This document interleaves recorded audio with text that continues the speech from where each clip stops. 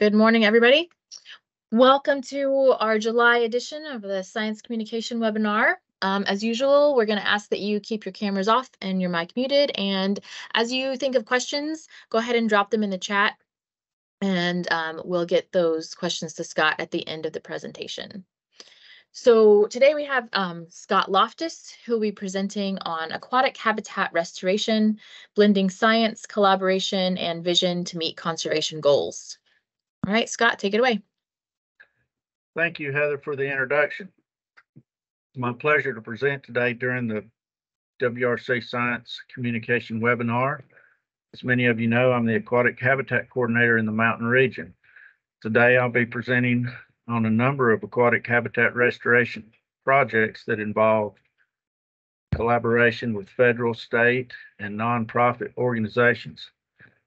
All these projects draw on a breadth of natural science disciplines and partners with a mutual vision for resource conservation.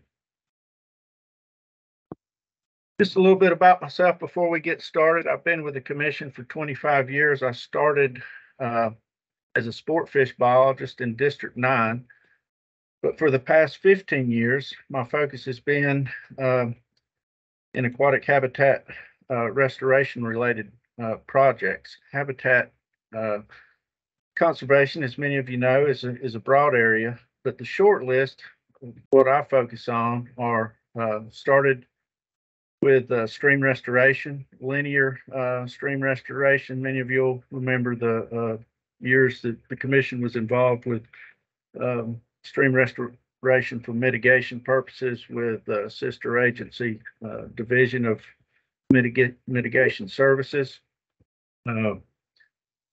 That's one aspect. The second is aquatic organism passage. So it's really an important topic, particularly in the mountain region, due to stream road crossing blockages. So culverts, one, obviously dams another, but broadly, they're just considered as aquatic organism passage habitat projects. And also do some reservoir habitat enhancement, native aquatic vegetation or artificial structures. Pretty standard traditional stuff there with cutting cable or moss back structures.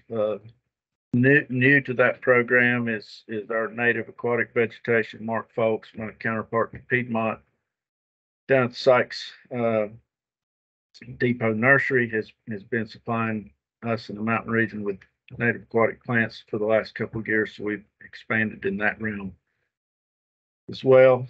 Just to touch on 3 or 4 of the main areas of habitat restoration in the mountain region. I also work with district biologists to coordinate warm and cool water projects. For the talk today, look at the muskie population characteristics and habitat use evaluation. Will dovetail nicely into the habitat work that I do, and also some of the sport fish coordination as well.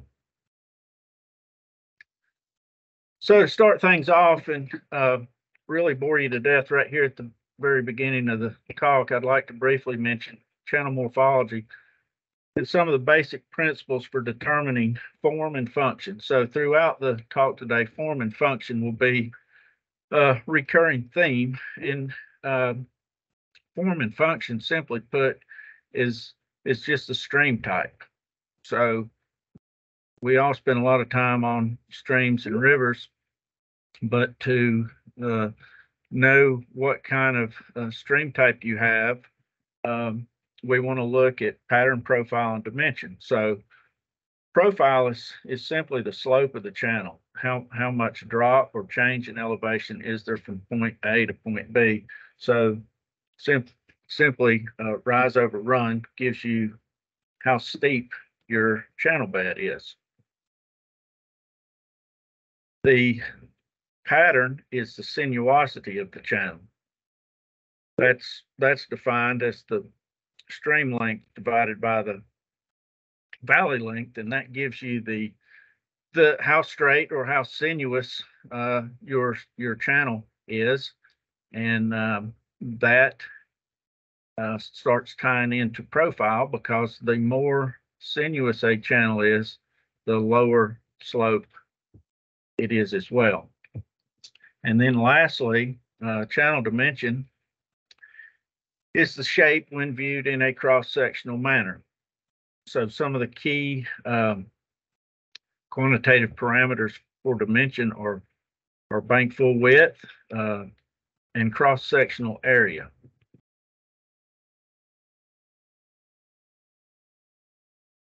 Classification of natural rivers is a quantitative process. Dave Roskin, retired Forest Service hydrologist, developed this classification system based on years of observation and mathematical parameters. I found this discipline personally very interesting, as it provides a foundational understanding to form and function of river systems. For example, most rivers in western North Carolina are classified as A, B, or C stream types, whereas down on the coast you would see more E stream types, being much more sinuous and obviously much flatter. A stream type, for example, would be headwater stream in the mountains that's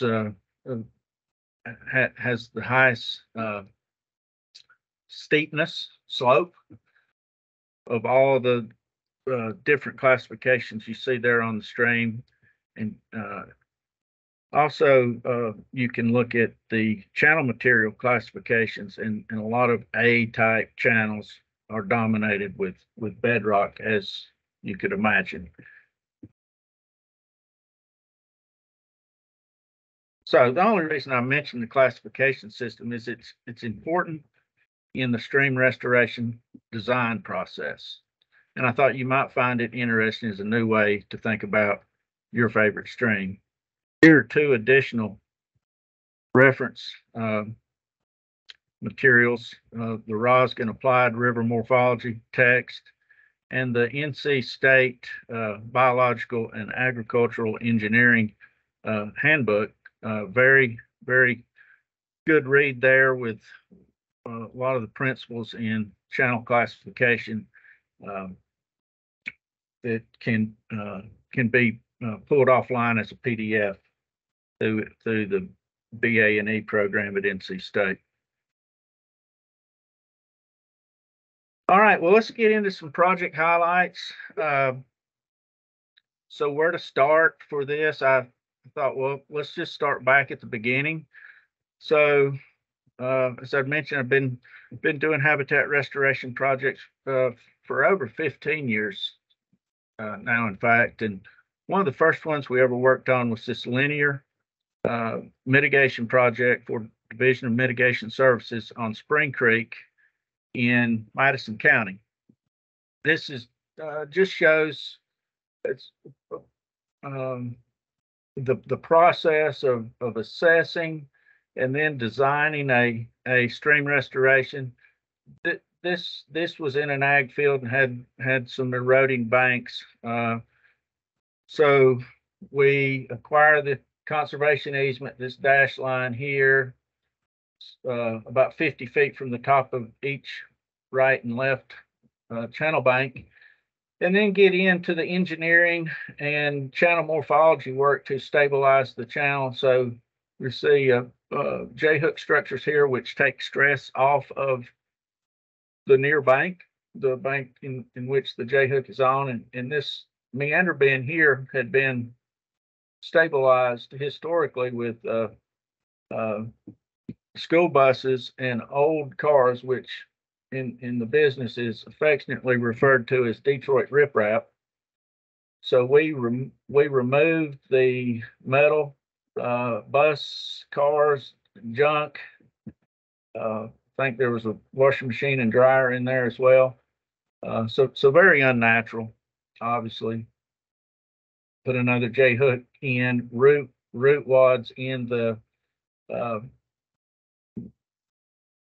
deepest part of the meander bend here, and then a J-hook at the at the point of tangency where the thalweg leaves the bank again.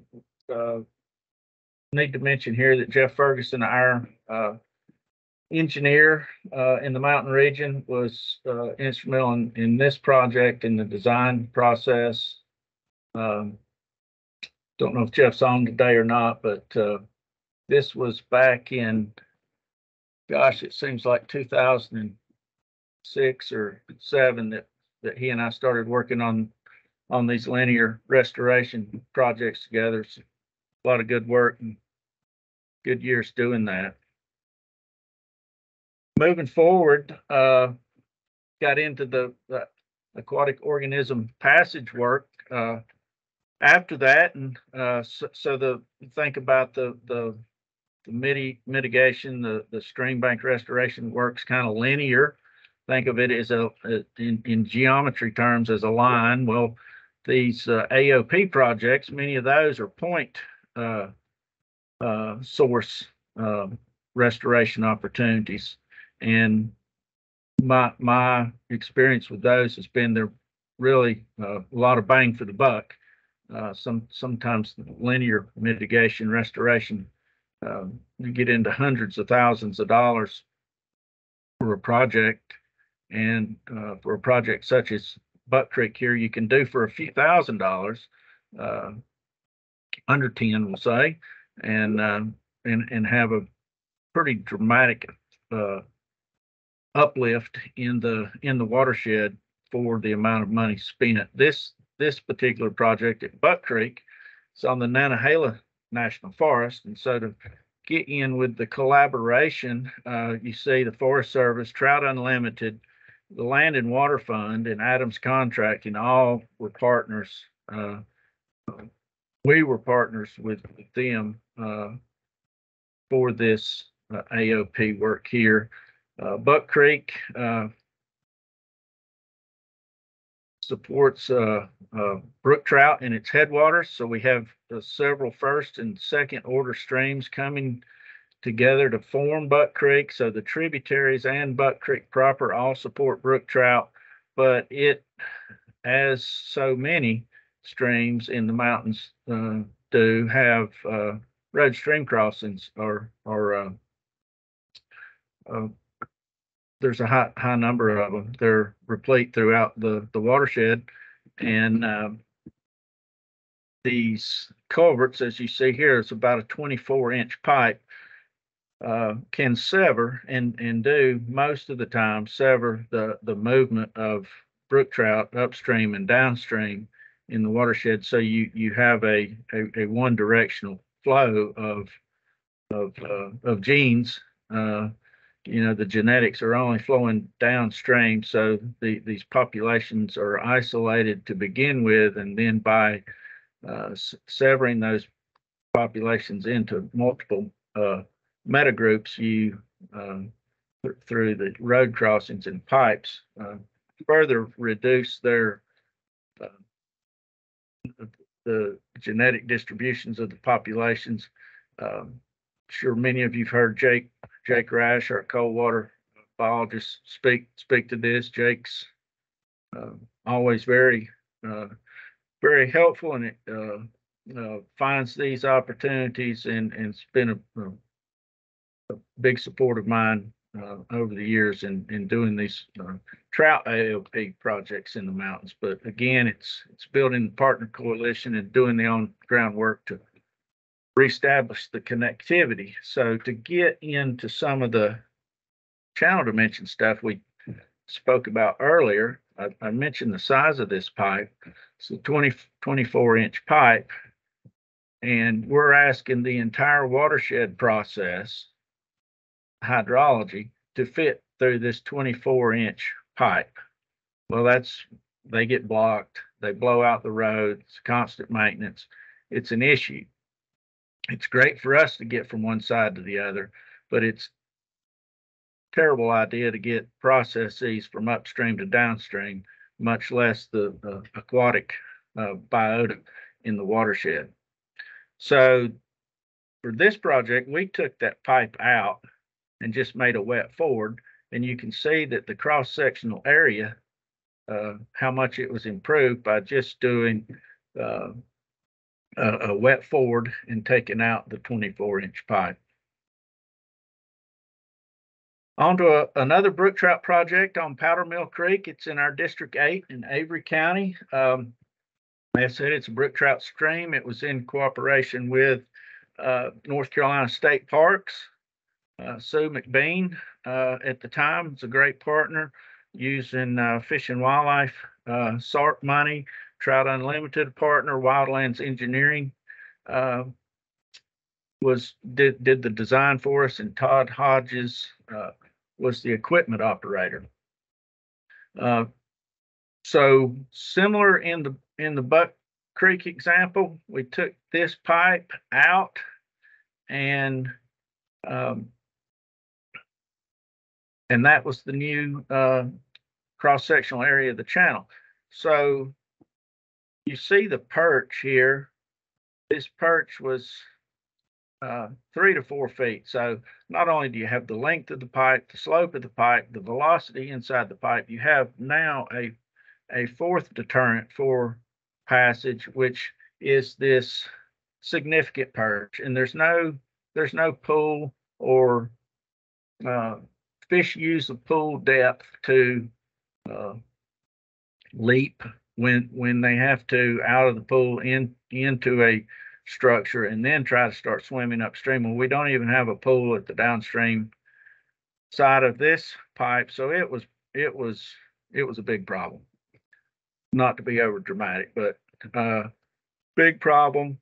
So you take the pipe out, and we came in to our restored channel here and created steps to address the slope. So we had to address the profile on this project, because if we'd have just took the pipe out, we'd have had a lot of slope remaining, and fish may have been able to get through it, but would have run the risk of head cutting and other things because of the channel trying to reach some level of equilibrium on its own. So we constructed rock step structures down to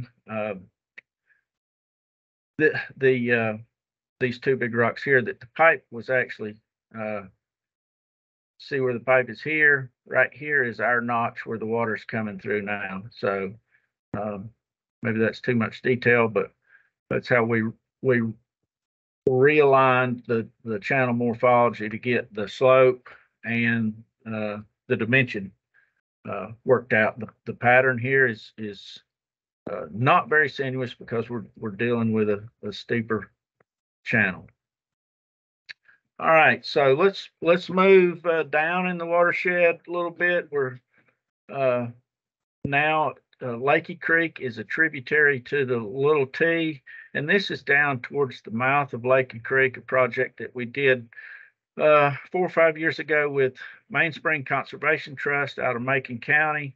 Again, Fish and Wildlife Service, always a strong partner, not only in technical expertise, but in project funding. They come through time and time again. Wildlands Engineering, again, the designer on this project. Penland Contracting, and I'll try to stop reading the banners, but just want to drive home this collaboration aspect of all these habitat projects that I'm involved with. The partnership and partner building aspect of it is generally a real key to having a project get wings and fly. So Lakey Creek mentions a tributary of the Little Tennessee, and it supports a suite of non-game species. So here we're further down in the watershed, and yeah, there may be a rainbow or brown trout down there, but we're really here focused on 12 or 15 other species that our Aquatic Wildlife Diversity Program, for example, would be interested in. And you see in this picture that these crossings are essentially dams with a orifice that allows the watershed process through and organism passage, maybe or maybe not. This structure had already been uniquely replaced with just a pipe slid inside an old pipe and backfilled with large river cobble. So my preference is if we can take a crossing out, that's the first thing we want to do. The next best option is to span the channel. And so we came back in here and with a series of I-beam structures span this creek so that we increased the cross-sectional area by doing that, and certainly got rid of the velocity in the pipe. We have a natural bed now and several other positive things by just spanning the structure versus putting in a corrugated metal pipe.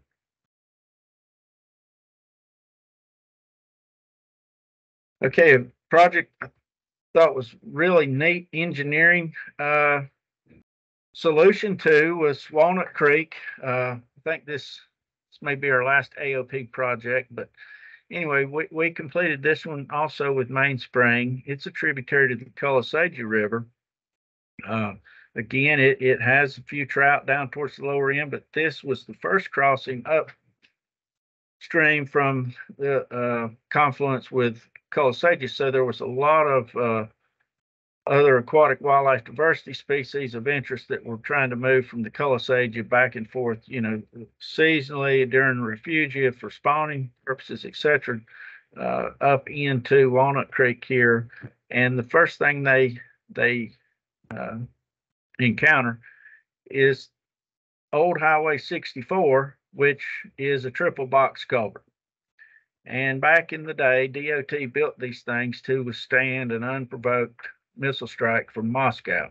So they are one serious structure. The bed is all concrete and about 36 inches, in fact, of concrete and steel.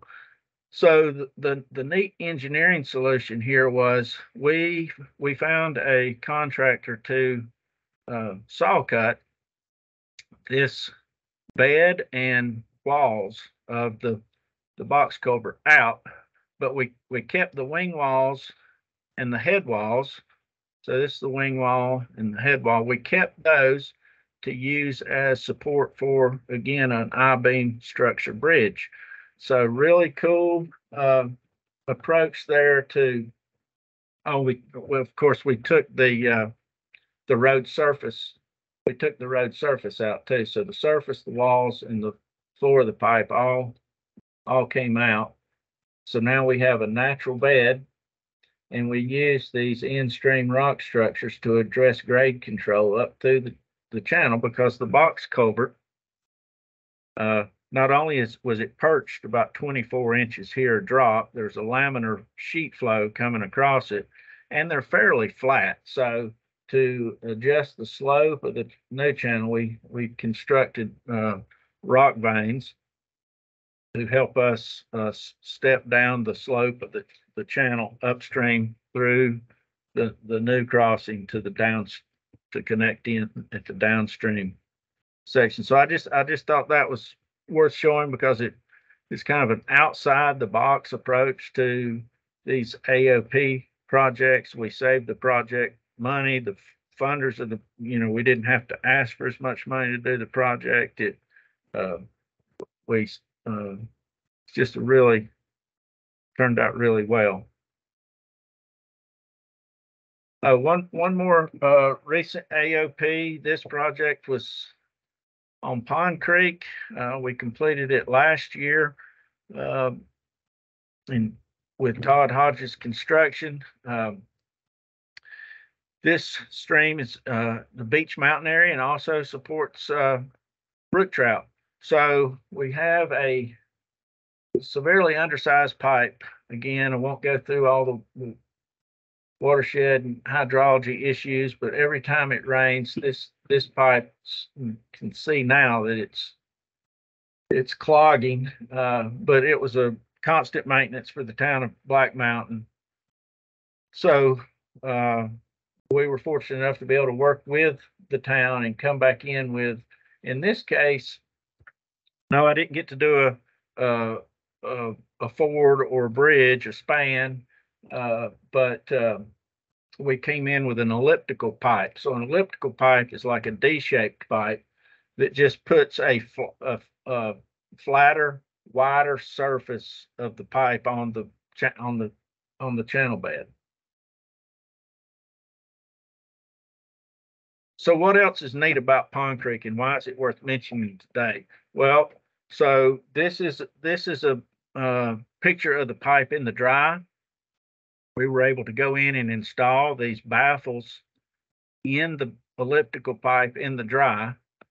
The baffles will slow the velocity of the water. It will increase the depth of the water, and it also traps the sediments in so that inside the pipe could potentially and should mimic a more natural stream bed. So this is before, and this is actually the day the pipe was installed and the rock head wall was built here. You can start to see the sediments and the depth of the water there at the mouth of the pipe. So credit to this project goes to our D7 Bio 1 Thomas Johnson, who recognized the issue and identified the solutions. This was the first time that we'd used flexi baffles in pipes in the mountain region, and TJ successfully lobbied the town to allow the instruction. So really, I think a positive outcome. We addressed the size of the pipe. We went from 24-inch to the width of the new elliptical was 6 feet wide and about 4.5 feet tall. So significant increase in what the pipe can handle: slope, depth, velocity, and bed material. So all of those parameters were improved through this project. All right, let me get a sip of water and transition now to we talked about linear projects and AOP projects, and now let's look at landscape scale, larger restoration projects, holistic, if you will. We're from aquatic to upland uplift. So for this, I'd like to use a case study of the mouth of Mud Creek project. It's in Henderson County, adjacent to the French Broad River. This is a 100-acre tract that was purchased by Conserving Carolina with a vision of restoration and permanent conservation. So they started forming a partner coalition based around their vision of what they would like to see with this happen to this project that this conservation organization acquired. So the first thing we wanted to do once the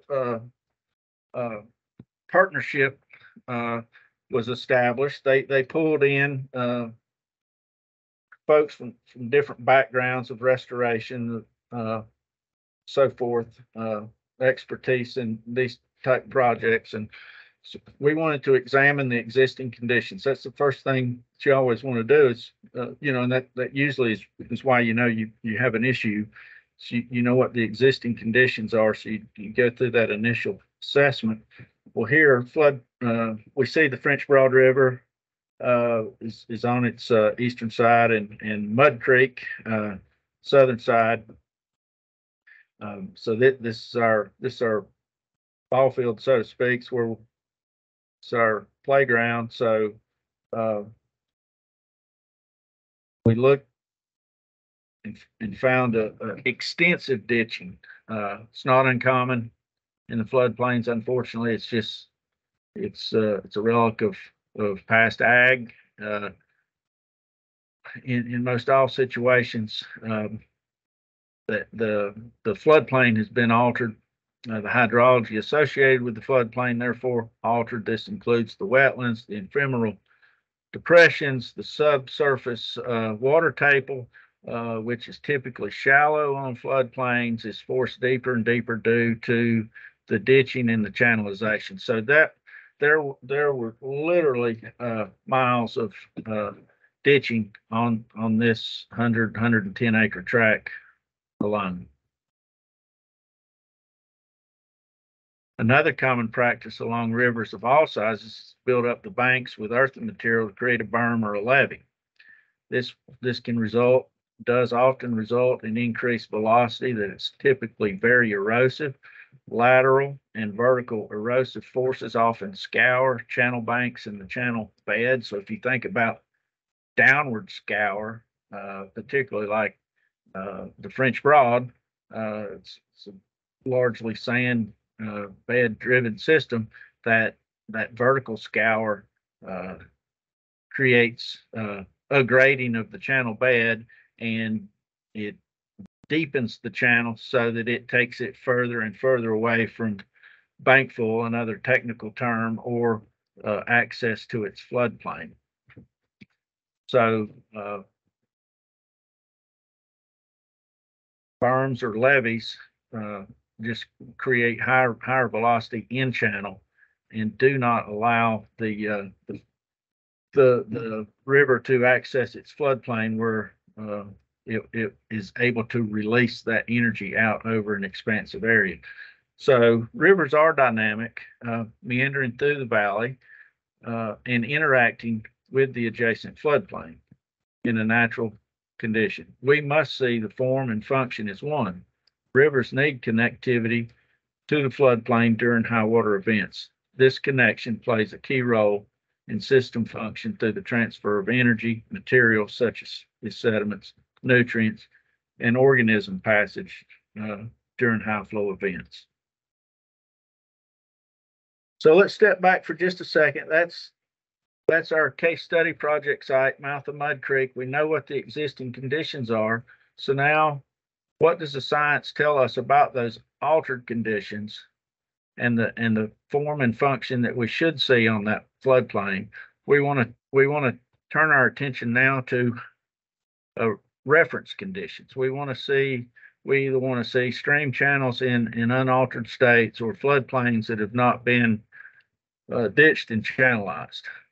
So in this reference, notice the meandering nature of the river. Perhaps more importantly, notice the adjacent floodplain and the wetlands, the bogs and the marshes. All this out here adjacent to the floodplain.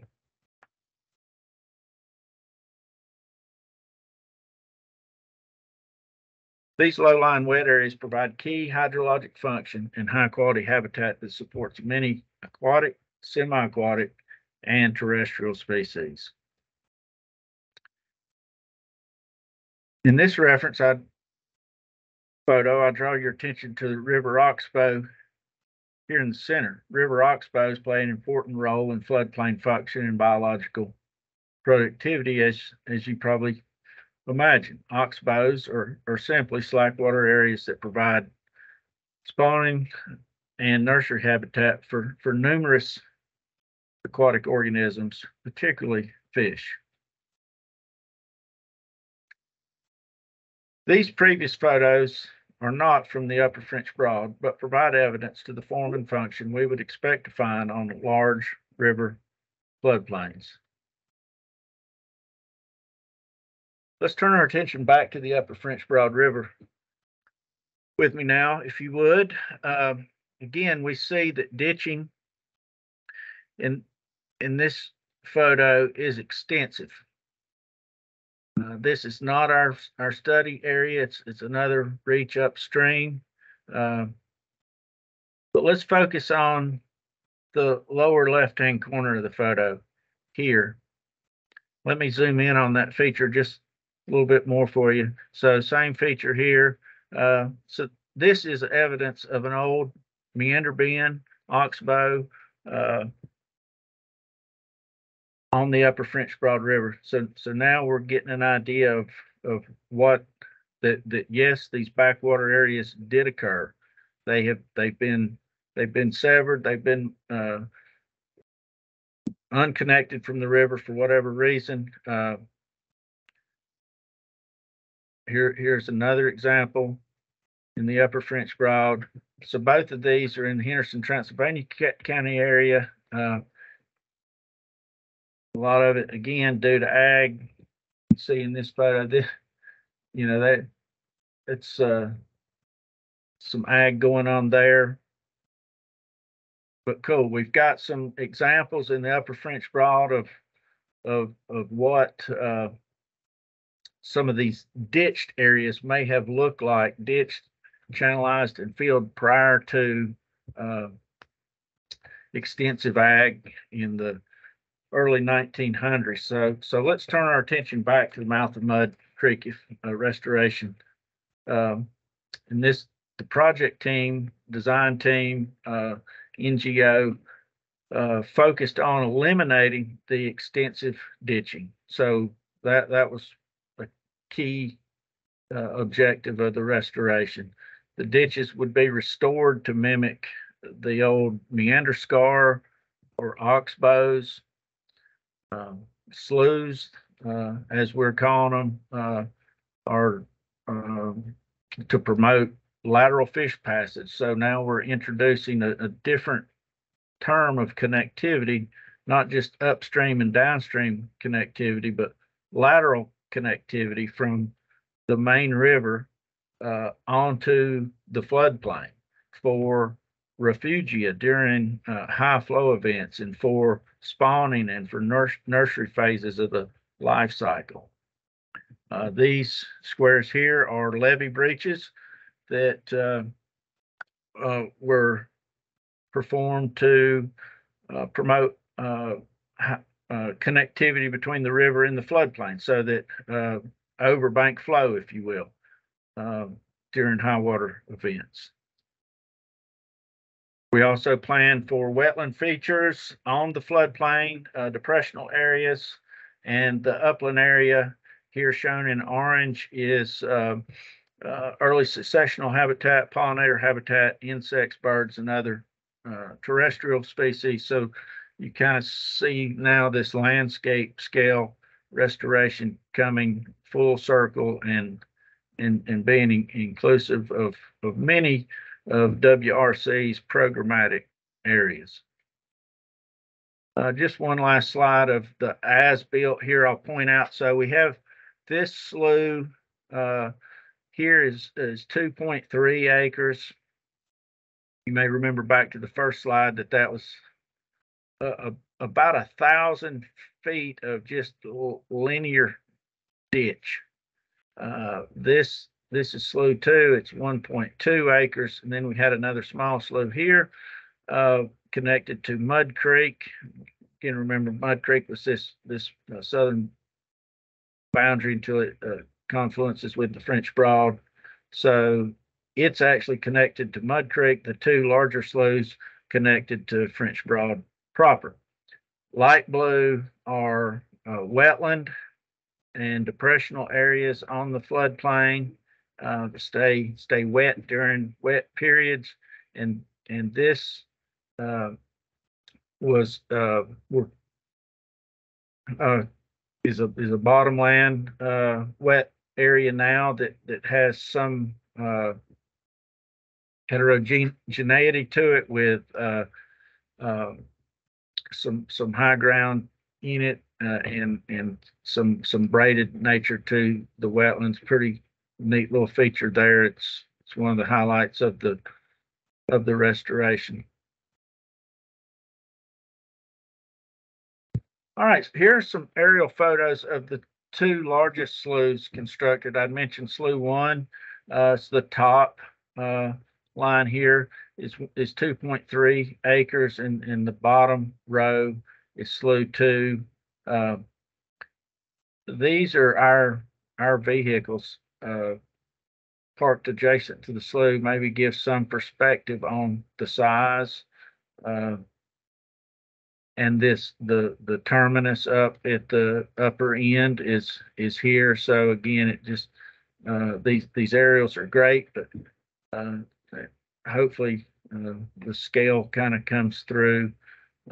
Slough 2, we mentioned slightly smaller, kind of the mouth going back towards the back and then from the back looking out. Ground view of Slough 1, here from the mouth looking back towards the back, and Slough 2 at the back looking towards the mouth. Bottom two photos show partners planting spike rush, eelgrass, pondweed, water willow. Again, a number of plants that Mark and David and other staff down at Sykes Depot Nursery are kind enough to grow and supply us with each year, not only for the Mud Creek project, but for other projects in the mountain region. It's nice to have that resource of healthy, uncontaminated native plant stock to pull from. We are establishing plants in the sloughs for spawning substrate. So muskie in particular, which becomes the warm and fuzzy megafauna of this project, need a substrate to spawn over and broadcast their fertilized eggs over, and it can be an organic layer root. Last year's root mass, typically they spawn around 50 degrees. That's 10C for you folks using the metric system out there. Late March to mid-April, and so we don't have a lot of green plant growth, but we do have the root masses from last year to hold their eggs up off of the sediment, the silt, and other softer bottom sediments that have been shown in the literature at least to be devoid of or very low in oxygen content. So having that veg come from Sykes and being able to plant it in the sloughs has been really beneficial part of this project. Well, so if you build it, will they come? A lot of habitat projects, that's the key. That's one of the keys is we've got Land and Water Fund and Division of Water Resources and feds, a lot of people pumping money into these projects, but how do we measure the benefits? What's the success criteria? What is the threshold to say, well, this has been a beneficial project? So the Mouth of Mud Creek project afforded us one of the most unique opportunities to evaluate habitat use, and that was through pit tagging our juvenile and adult muskie.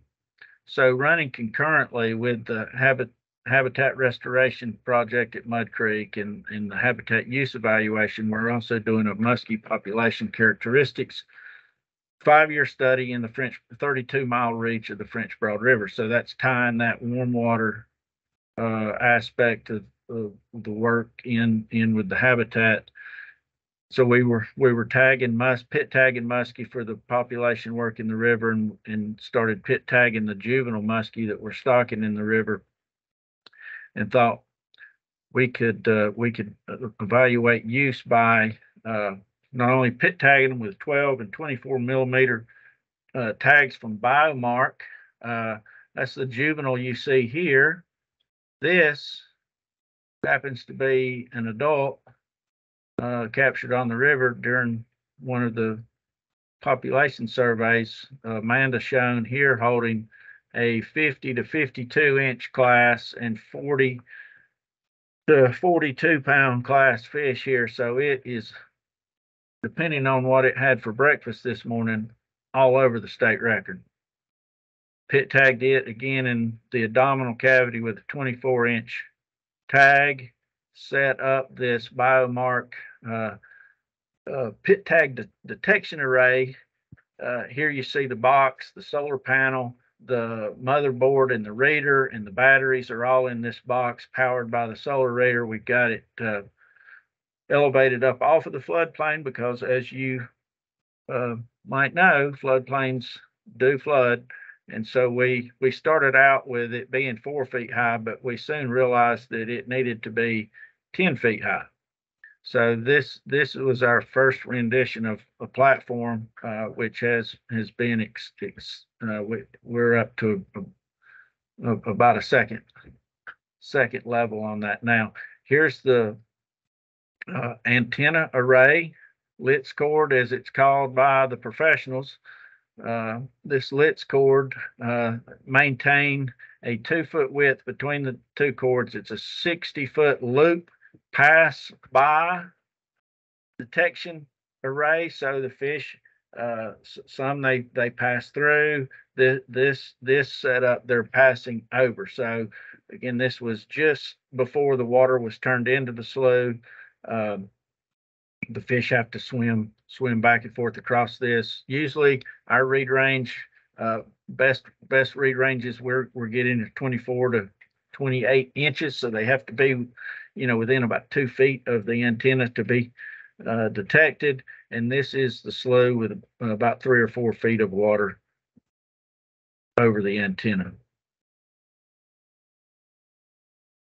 To date, we have detected 41 unique muskie in those two.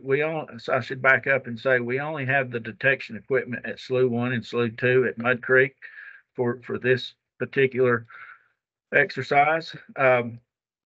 And we deployed our antenna in August of 2020. So here, you can see Slough 1 detections in 2020. So we've only had the detection equipment running for almost 3 years now. A few more weeks, it'll be 3 years. So we have seen 16 adults and 25 juvenile fish uniquely tagged, identified. So they have their own social security number. When they come to see us, they check in. We know who they are. We know where we tagged them. We know when they were tagged. We know what sex they are, what age they are. We know everything about this fish there is to know. And 41 unique fish have visited the Muskie Mansion since established in August of 2020. Pretty cool stuff there. In this slide, the gray bars represent periods when detection arrays were not in operation. So we've had those periods, whether it be a lightning strike or we had I don't know if it's beaver damage, but we've had some trials and tribulations, particularly at Slough 1, and periods when the sloughs were off. For Slough 2, it's been a very functional unit there. The gray bar there only represents that it did not come online until about the end of October, November of 22. So, but it's run consecutively for almost 3 years now. Just wanted to this graph probably should. So that's the gray bars, periods of inactivity. Y-axis is flow. X-axis is temporal scale, and blue line is river stage based on USGS gauge just upstream of our site, and the red dots are muskie detections. So just want to point out here that our periods of detections are seasonally. We're seeing them in the spring. We're seeing them in the fall and winter. And we're seeing them also during periods of high stage in the river. So it became really obvious early on in the project that those fish are eddying out. They're coming into the sloughs during most periods of high water flows, but near the peak of the hydrograph and certainly on the descending arm. This past spring, we had a male and female in the slough during the spawning period at the same time. They were pinging the antenna within seconds of each other for period of days in that late March, early April period. So uh, really excited science, speaks volumes to the vision and collaboration that was essential to bring this restoration project to reality. Can't thank Conserving Carolina enough for purchasing that 100-acre tract and allowing this kind of work to unfold. Heather, I can stop there. I've got a few what's next photos, but looking at the time, we're about 10 till. So what do you think? Yeah, I think let's go ahead and stop and let people have a chance to ask questions. That'd be great. Okay, sure. All right. Yep. Um, Thank you, guys. My privilege to be able to present today. Okay, thanks, Scott. I'm gonna switch over to the chat, so I'm gonna monitor that. If anybody has any questions, go ahead and drop them in there. I'll start with one. I was wondering, Scott, how are projects selected for habitat restoration? What's the criteria and the kind of process that goes into that? Well, so there's no cookie cutter approach, right? So that they're all unique. And that's a great question though, because, and I alluded to it early on in the talk, that usually the partnership coalition is what gets a project up off of the ground. You know, there's projects everywhere, right? I mean, we're bombarded with them daily. We drive from home to the office and see see potential projects, right? I mean, it's uh, there's no shortage of opportunities out there. Just ask Jake Rash on the trout side. You know that, and that's just one. I'd use that as a component mentioned in the talk that, you know, Jake's an ally with me on these projects. So for us to get an AOP, you know, it's fairly, you know, easy to identify a need. Then we got to figure out who our partners are and where's the funding going to come from, and then what are all the permitting requirements and design issues. And so it's really just having a you know, the key influential partners that have the same vision and you know, the eye towards resource conservation, that have the you know, the same end game in mind as we do as WRC agency employees. Okay, great. Yeah, so these partnerships are really important. Very important. Daryl Stover is asking, how well protected are these species in the region? Well, I can't. So the species, you know, some are SGCN, some are even elevated beyond that. When you're talking about AWD and wildlife diversity critters, obviously, you know, brook trout is an SGCN and high up on the priority list for you know, on the sport fish side. But that's the, if I'm answering his question correctly, that SGCN is the most protection that it has. You know, other than, you know, identifying projects such as these to, you know, to help with the habitat. Many projects that we do come with protection for the land for perpetuity. For example, one of the what's next projects I was going to mention is the commission just purchased another 100-acre floodplain tract on the French Broad that's going to be a wildlife conservation area. So it's protected for perpetuity, the land and the habitat, and thus the, you know, the species that will utilize and be found there will be protected just by the conservation of the property. And he has a follow-up. He said, what about the muskie? Are they protected? Only through size and creel regulations. They are a sport fish that are actively targeted.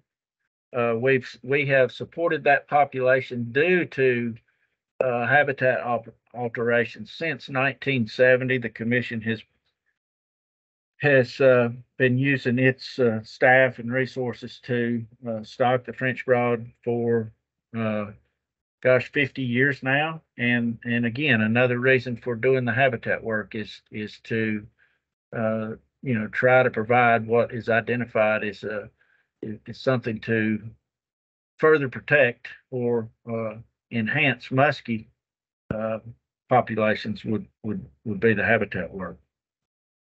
All right, we got one last question from Steve Chase. Is agricultural activity in proximity to the stream a selection factor? No, it's not. A lot of times that's where ag practices have occurred because that's at least in the mountains, that's where the flatland is. And so not no other reason than, particularly on these floodplain projects, that's where we encounter the ag properties. Many of the other AOP and linear restorations, some of the linear restorations, but certainly none of the AOPs have typically had anything to do with ag per se. Not that they couldn't be associated with ag land or ag practice, but no, in the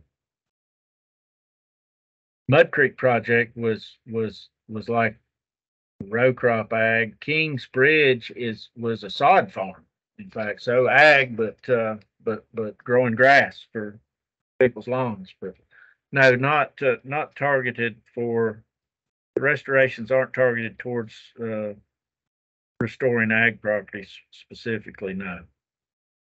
All right, I actually had one more question come in. Fallon said, how amenable are these projects to local landowners? Is it an easy sell to restore natural water flow? I'm thinking of that Mountain D pipe project as an example. Seems like there might have been some pushback from the town for a more natural flow solution. Well, good question. So, yeah, just one of the caveats that you work with, we have folks coming to us interested in these floodplain projects, and then of course you have the other end of the spectrum where it's like everything's fine. It's been working this way for 100 years. We'll continue to do it that way. But I think we got some very favorable outreach from the Mud Creek project and generated several more floodplain restoration opportunities in the Upper French Broad. Speaking of the elliptical D-shaped pipe with the town of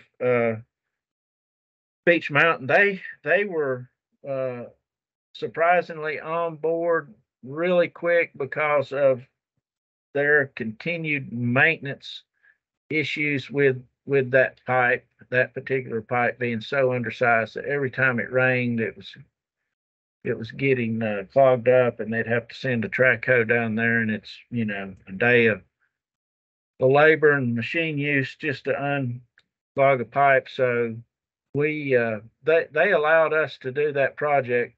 The commission bought the pipe, and we used a contractor that the town was familiar with, and in fact they worked out the payment to the contractor. So it was a win-win for the town to get a bigger pipe put in there, and for us to